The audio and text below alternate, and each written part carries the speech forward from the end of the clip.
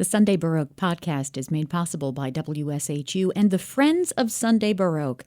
You can find out more about the Friends of Sunday Baroque and find out how to become one yourself by visiting our website, sundaybaroque.org, under the Contact tab.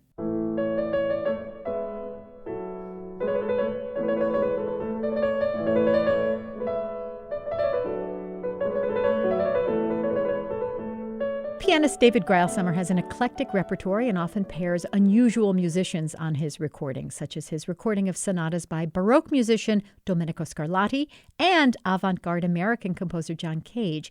Since 2013, he's also been music and artistic director of the Geneva Camerata, which performs music of all periods and styles, from Baroque to contemporary, electronic, jazz, rock, and world music, and which brings together music, dance, theater, and visual arts. David Greilsammer joins me by telephone to talk about his international career as a musician. Welcome.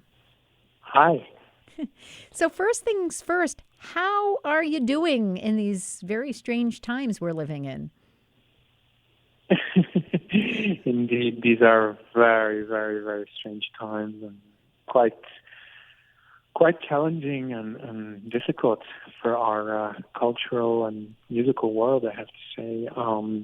I am currently in Europe, in the city of Geneva, where I'm directing the Geneva Camerata, as you mentioned, and as you know, Europe was hit by a very ferocious second wave. So we were lucky to start our season in September and October, but sadly it was all cut off, and we had to stop because of this new wave. So things are difficult, but we are looking at obviously at the future. We're trying to stay very optimistic, and we are rather confident and that in the next few months things will start getting back to normal, and the orchestra is really, really looking forward to performing again. Obviously, there've been a lot of videos going on in the world, but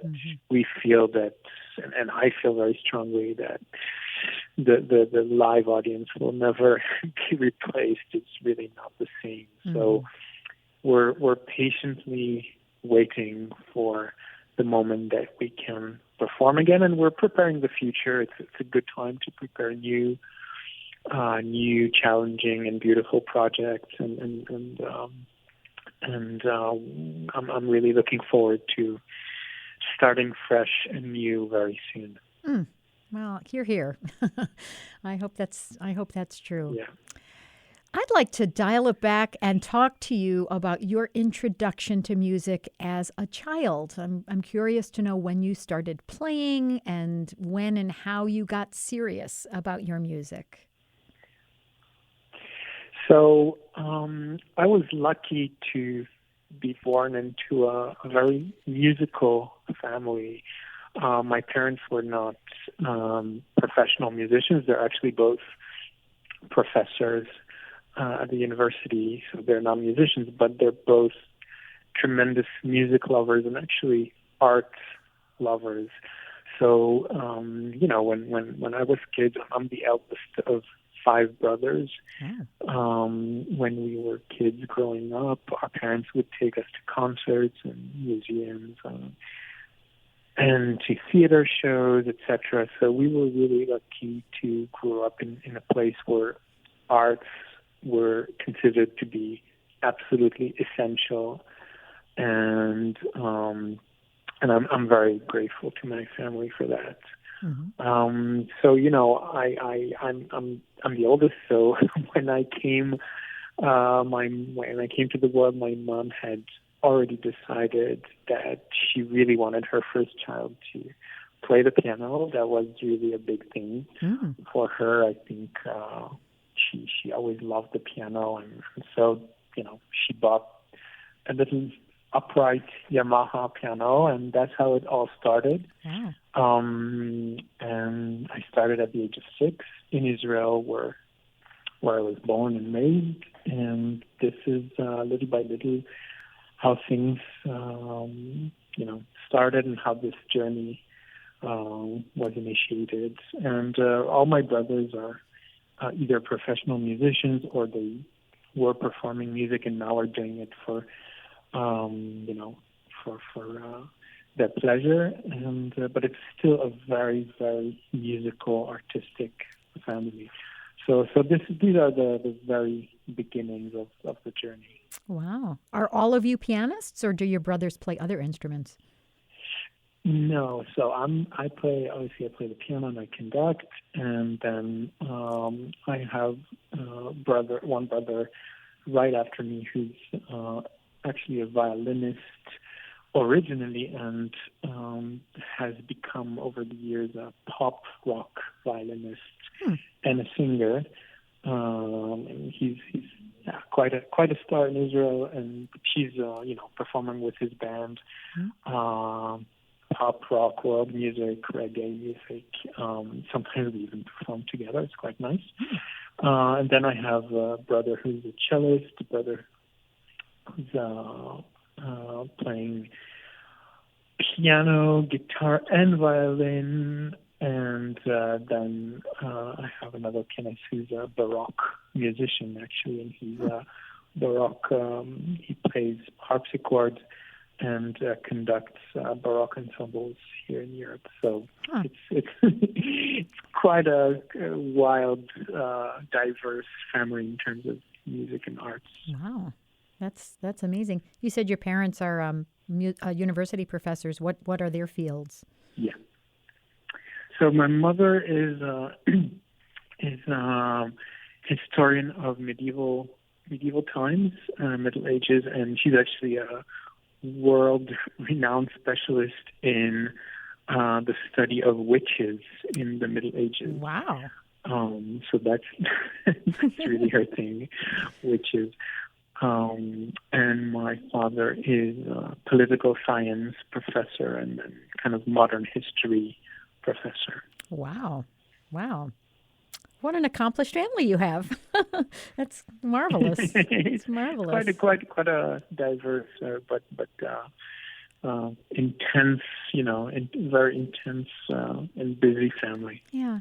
It explains a little bit, I think, maybe about some of your broad interests as well. And that gets really to my next question. I think people often segment musical eras, musical genres into these little sort of restrictive and self-contained boxes. It's Baroque or it's not. It's Mozart or it's not. It's contemporary or it's not. And, I'm a musician myself, and I experience music as way more interrelated, not these disconnected little islands. Mm-hmm. So I really appreciate that you refuse to be contained by those arbitrary boundaries. I really think if someone enjoys music by Jean-Baptiste Lully, played beautifully, why wouldn't they also possibly enjoy Scriabin or Cage or Crumb? And it almost seems like musicians are the most adamant about preserving those arbitrary divisions. So I'm curious to know if you have any theory about where that comes from, what that's about, and why you. You are now kind of putting the finger on one of the issues that are most important to me and that have driven me to do what I do today. Because as you said so precisely and very, very rightly so, the problem that we've been having in the classical music industry is that for some reason, for many, many years, people in this music world have wanted to put us, and I say us, I mean musicians, composers, theaters, all the people in the musical world, we have been put into those little boxes. And as you said, for some reason, if you're a Baroque musician, that probably means you can only do that. Mm-hmm. And if you're a romantic, specialist of Rachmaninoff, then you can only do that. Mm-hmm. And if you are like a contemporary music specialist, then probably you only do these very, very modern composers, and you do John Cage and Boulez and all these guys, and for sure you cannot do all these things. And I've been fighting this conception for many, many years, and I'm so happy that you bring that up, because that is, to me, the heart of what we should be aiming at.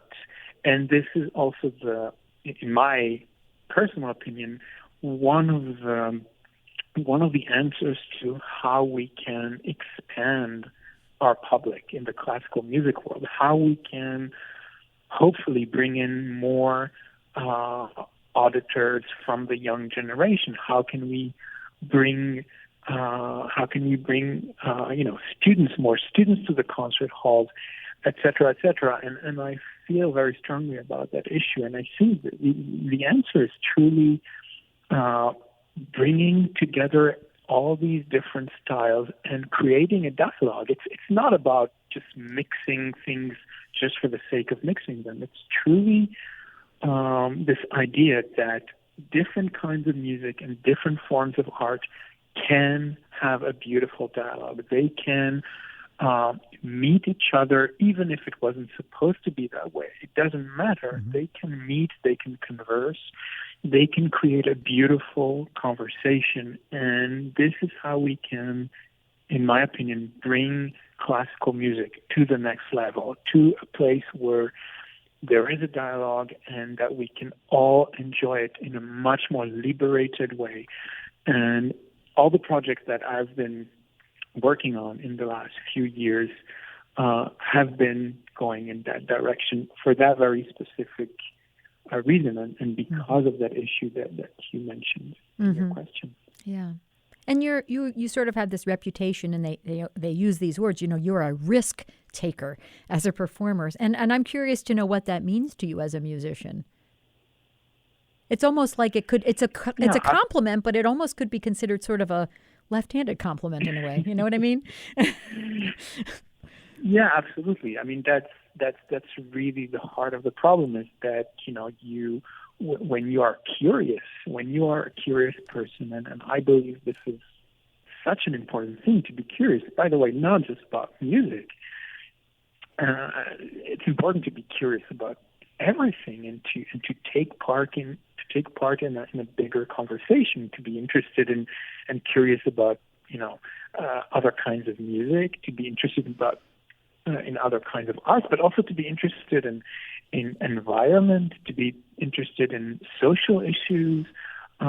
These are very, very important. I don't think you can be a musician if you're just interested in your own little world and you don't care or want to understand what's going on around you. And so I mentioned this because even when I perform the music of the past, and I have the greatest admiration for the great composers like Bach, Mozart, Beethoven, Schumann, and all of these incredible creators and artists. But every time I perform these composers, I try to remember in which world I live in, and I try to remember that all these composers from the past still need to be connected to the world that I am living in today.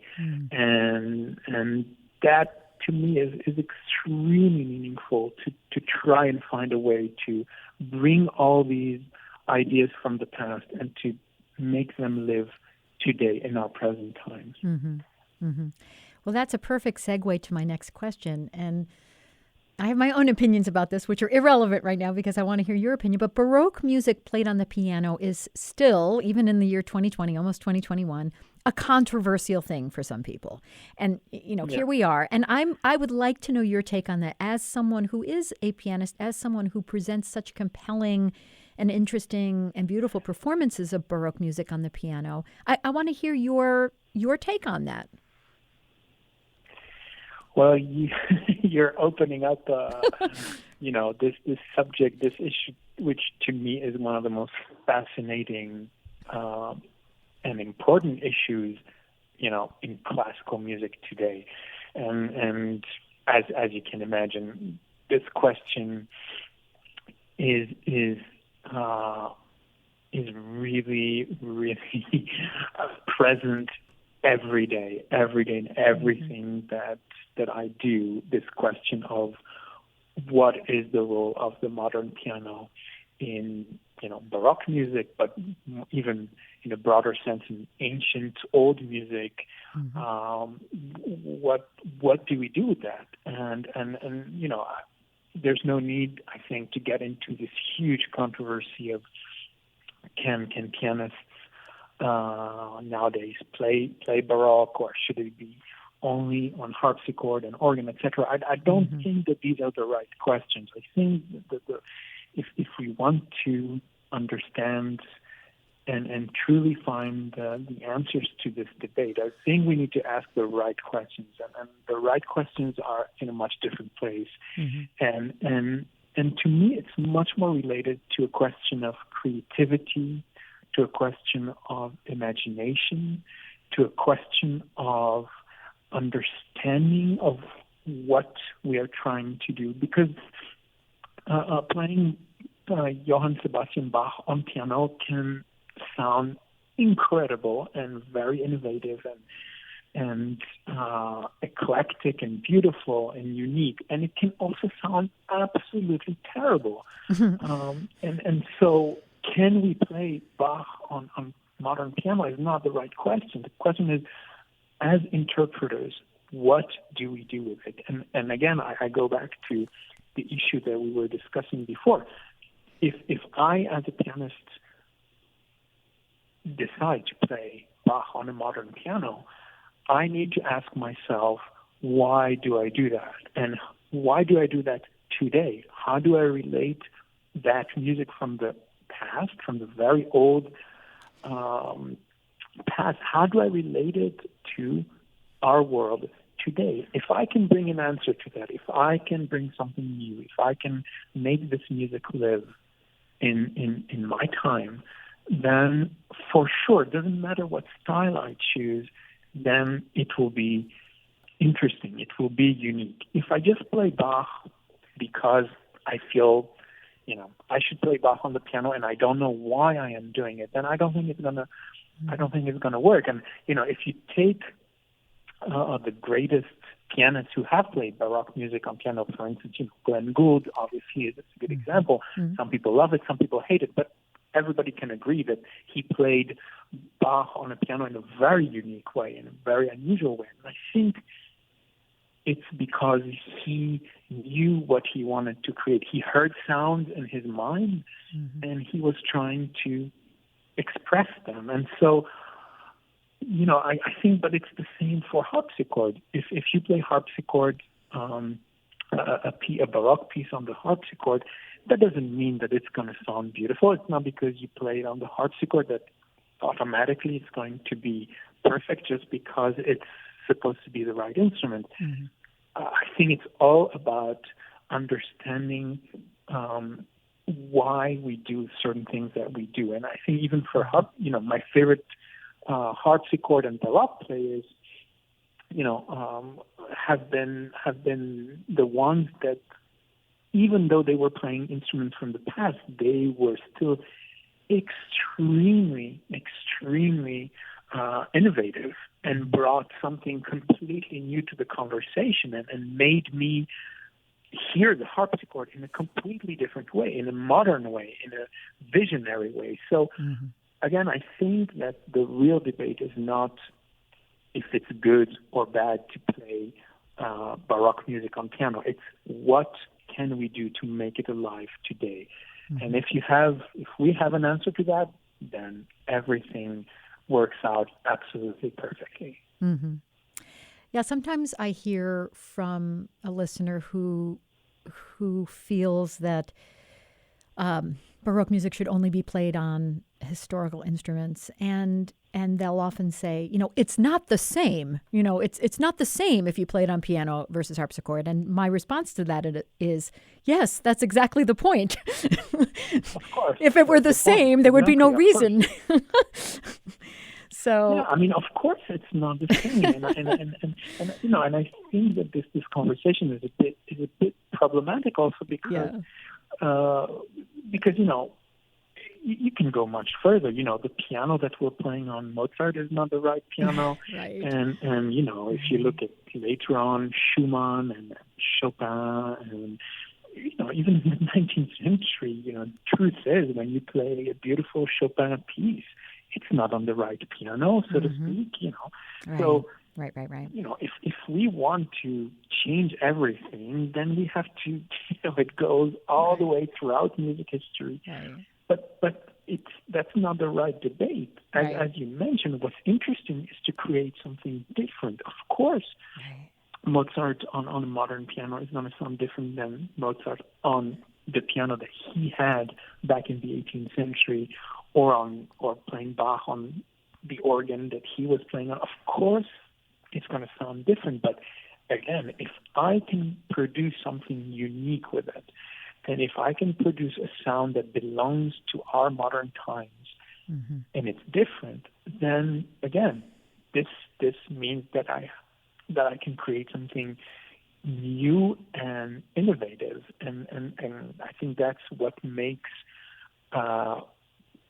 living today and creating today and thinking today something that's really worth fighting for, instead of just looking at the past all the time and saying, "Oh, I wish I sounded like this." And I just to be clear, I adore great performers who play on Baroque instruments, and I adore the great period instruments ensemble and Baroque, the great Baroque masters. I absolutely adore them, and I've been tremendously influenced by, great Baroque orchestras and by great Baroque harpsichord players, etc. It's incredible when it's well played. However, as a pianist, I try to make the sound of the past relate to my life today. Yeah. I mean, art is not stagnant. It doesn't live in that vacuum. Again, it gets back to those little boxes, those little self-contained things. It's alive, and I believe this is how it stays relevant. Is that new musicians look at it and they play it on different instruments and they explore it in different artistic ways, and it's in the interpretation, not in the instrument. It's in the player. Exactly. Yeah. So you're also a conductor, and you have led some really terrific orchestras all over the world, and you also often conduct an orchestra from the piano as you play a solo with the group. Yeah. And on the one hand, that's a really great feeling of leadership, but I would imagine it's also maybe a little bit nerve-wracking. Would you talk a little bit about what that is like? That you're sort of multitasking when you're doing that. I always say that when you do when you play and conduct at the same time, you have to be a little bit schizophrenic, in the sense that you kind of have to divide your brain and your whole body into two equal parts. One has to be extremely concentrated and focused on the piano playing, and the other one has to be focused on not just the conducting part, but really bringing the best out of the orchestra at the same time that you're playing the piano, and inspiring the orchestra at the same time, and giving the orchestra the wings that it needs to really have an amazing performance. And so there is a little bit that effect of dividing yourself into two completely different entities. But I absolutely love doing that. I love conducting from my instrument, conducting from the piano. I've done this many, many, many times now in the past few years with different orchestras around the world, and I love it because it gives me the possibility as a performer to really be inside of the sound of the orchestra.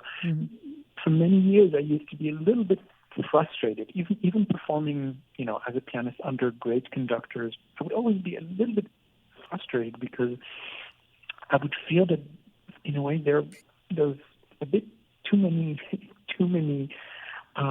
different vibes and different things going on stage, and I really wanted to have this direct connection with the orchestra and with the players themselves. And so, when you are actually both the pianist and the conductor, you are so close to the musicians. You're really among the musicians. You're one of them. And I absolutely love this feeling of being among the musicians. You really feel their breath. You feel their heart beating. You feel, you're there with them. And it's very different than, just being the soloist or just being the conductor, because you're much, even physically, you're far away. You're not, you're not truly feeling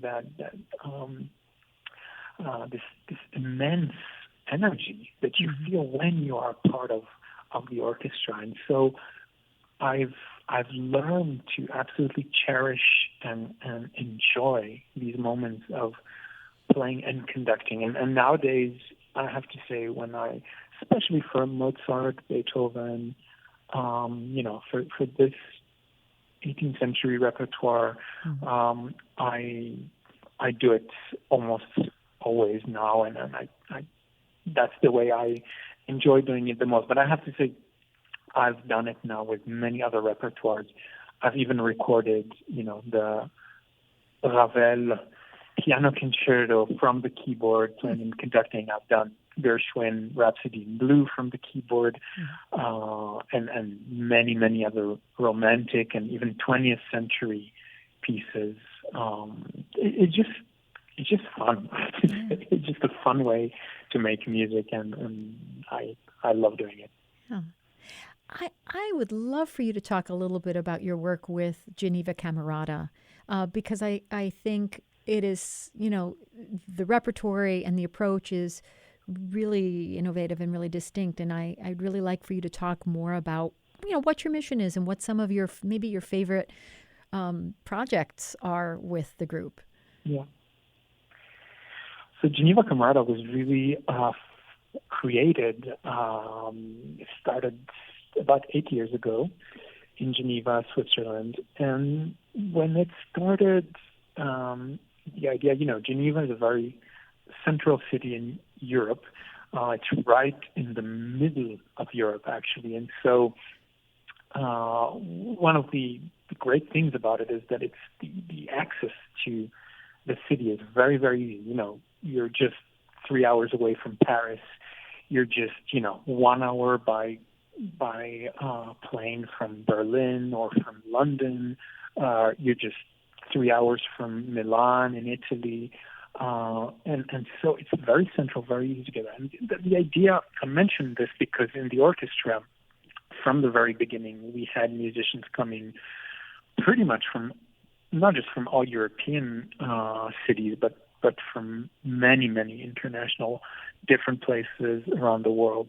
And the idea when it was created was to not just create another orchestra just for the sake of having another orchestra. We all know that there's so many symphony orchestras in the world, chamber orchestras, many, and there's no need to have another orchestra. So the idea was to create a completely different orchestra, a completely different way of making music. And this is how the whole process started of first of all choosing and selecting one by one musicians, not by audition, by the way, but really by knowing musicians around the world who have this very unique profile to them.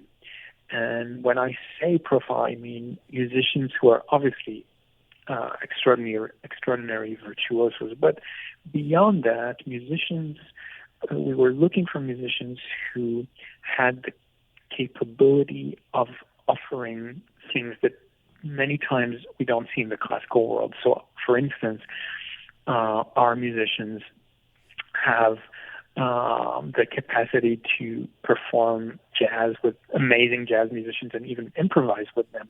We have musicians who have not only performed classical music, but who have been part of rock bands in their life. We have musicians who play in avant-garde and contemporary music ensembles. We have also musicians who play Baroque on period instruments in some of the finest Baroque ensembles in Europe, et cetera, et cetera. So we really have a spectrum of artists in the orchestra who come from all sorts of genres, styles, and who have the ability to offer something that goes way, way beyond just performing a traditional classical concert. And the idea behind it at the very beginning was, first of all, to think about how we can open classical music to new audiences, because we all know it, and I think we can admit it, that, for a very long time, classical music has been viewed by many, many people, and still today, as kind of an elitist art, and it's been viewed as something that not everybody can access, not everybody can, understand. And I've been, this has been very, very important to me to try and find new ways, original, new kind of ways of bringing classical music to more audiences, younger audiences. My conclusion was that we need to have musicians that are audacious, musicians who are willing to take risks on stage. Mm-hmm. And so this is how it all started, really wanting to create projects that are completely different and that bring together different kinds of music, but also that projects that bring together different forms of art. And this is how very early on, when the orchestra was created, we started bringing dance into our projects. We started bringing theater into our projects. We started bringing visual arts into our project.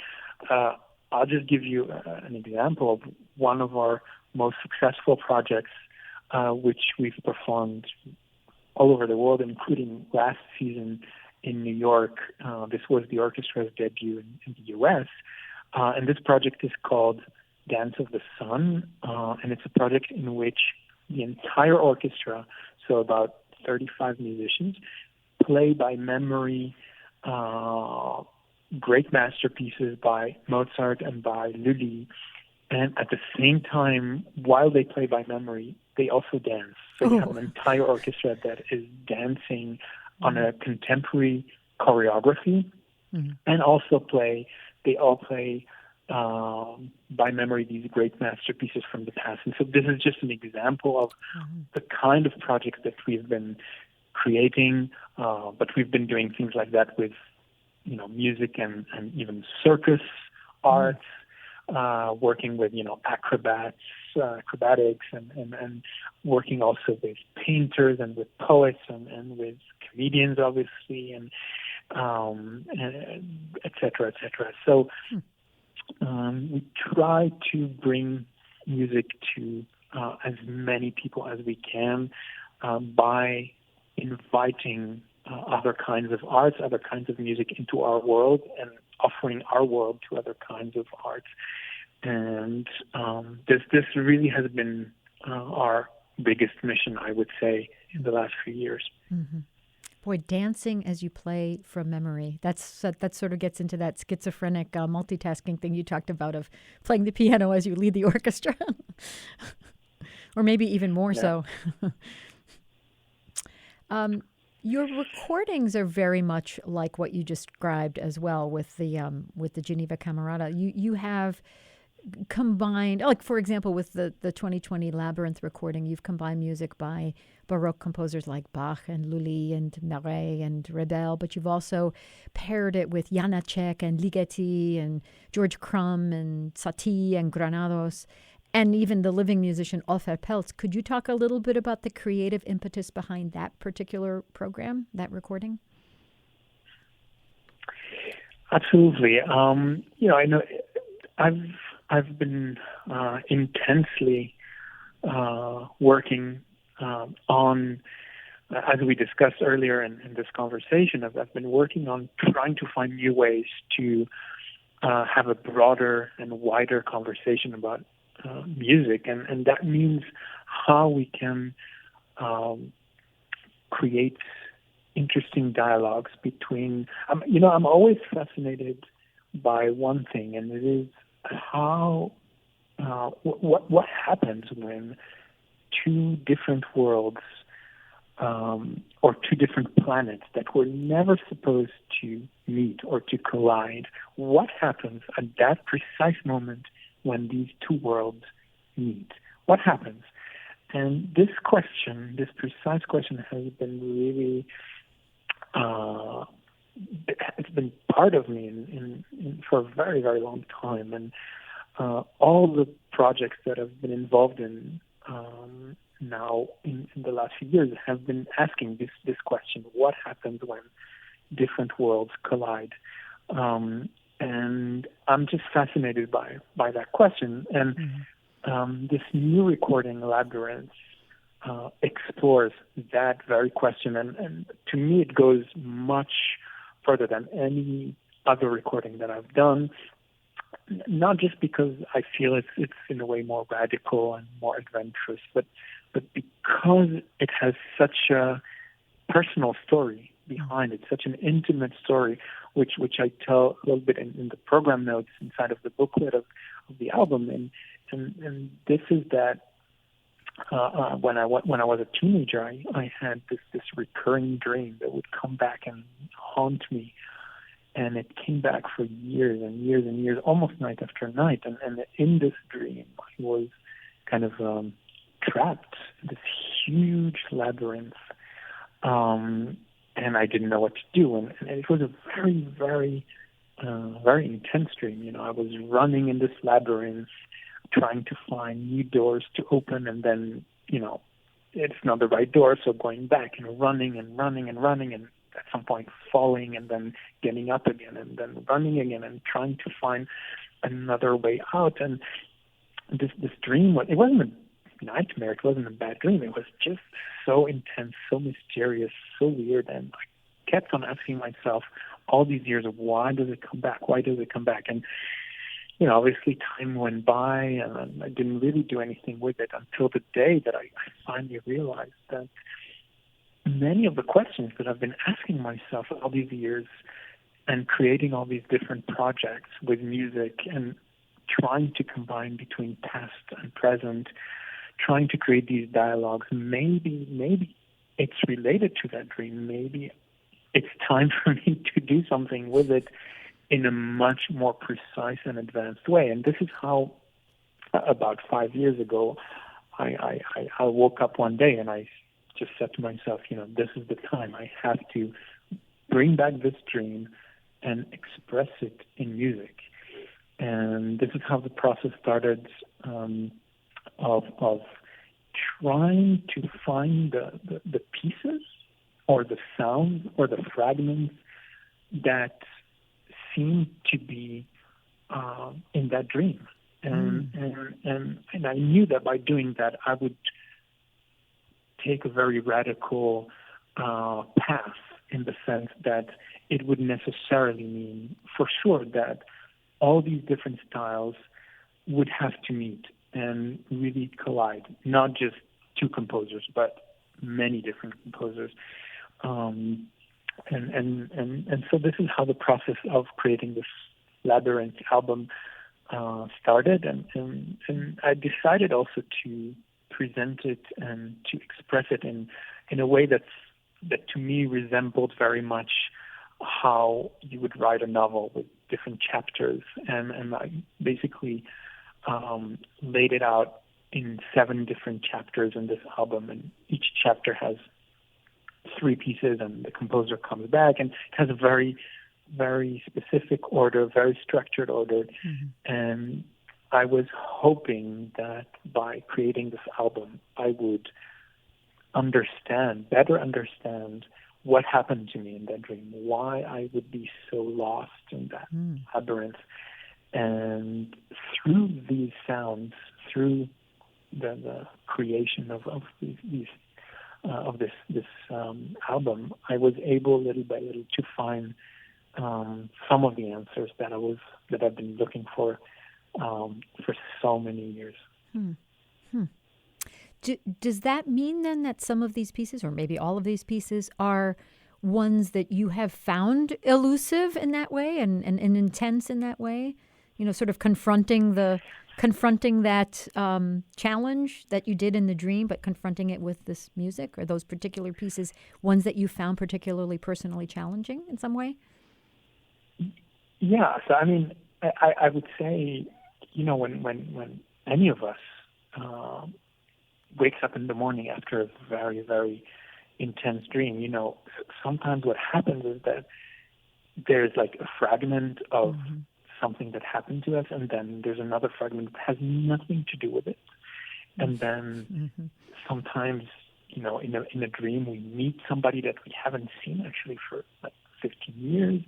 And, that's the amazing thing about dreams, is that they can look like they make absolutely no sense. But then when we dive into them, we sometimes realize how meaningful these encounters are. And in a way, that gave me the platform, the possibility to create this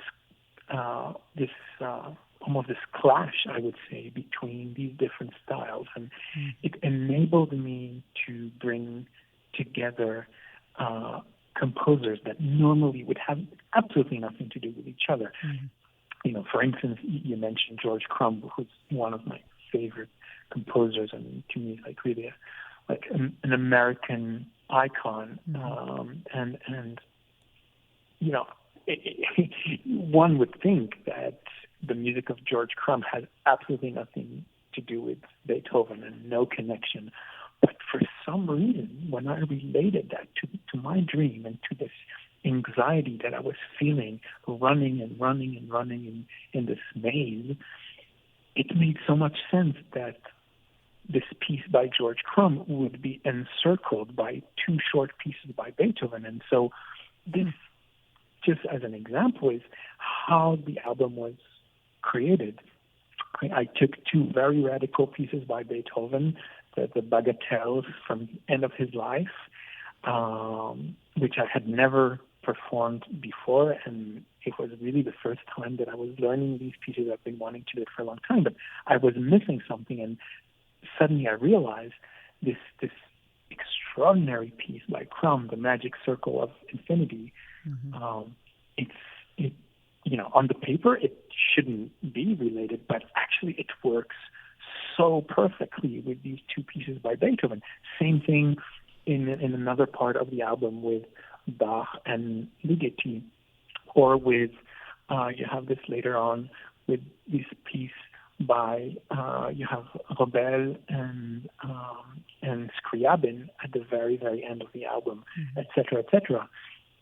So in a way, opening all these doors in my dream, this maze, helps me understand that I can be much more radical. I can go even further and run even a wider distance if I want, and open doors that maybe before that would not open. And that's what I say. The fact that this project came from such an intimate, personal place. The fact that it all happened this way enabled me as a musician to find new creative solutions to many of the problems and many of the questions that I was, really asking myself for so many years. So given this kind of creative percolating that goes on in your head, and given the fact that you mentioned earlier in our conversation that you've been using this time of isolation to, generate new ideas and focus on new things, what's next? What are you working on now, or at least percolating in your mind?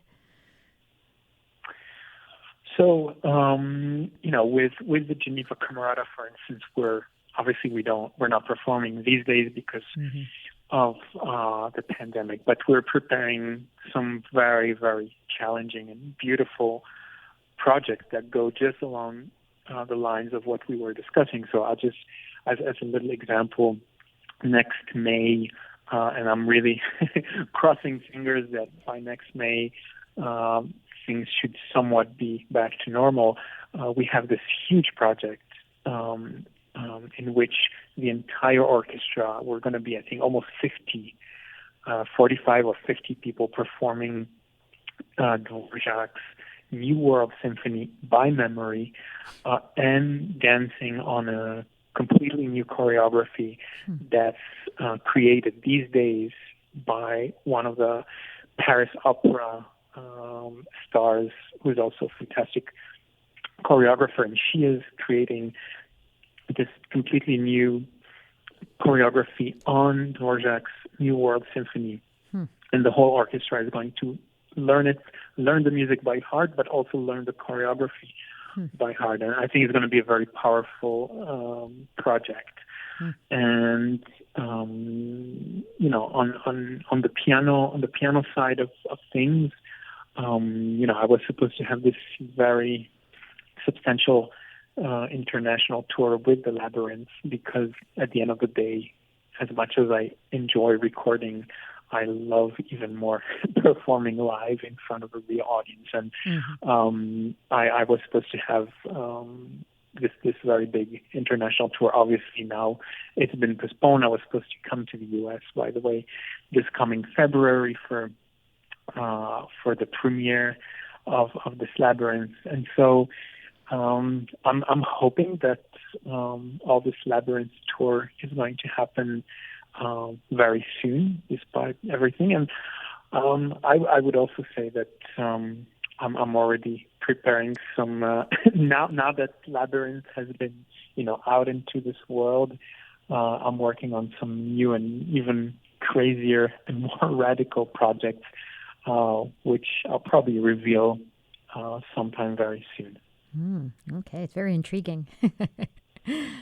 Well, I have been speaking with David Greilsammer, pianist, conductor, and innovative musician. Thank you very, very much for chatting with me. Thank you. Thank you.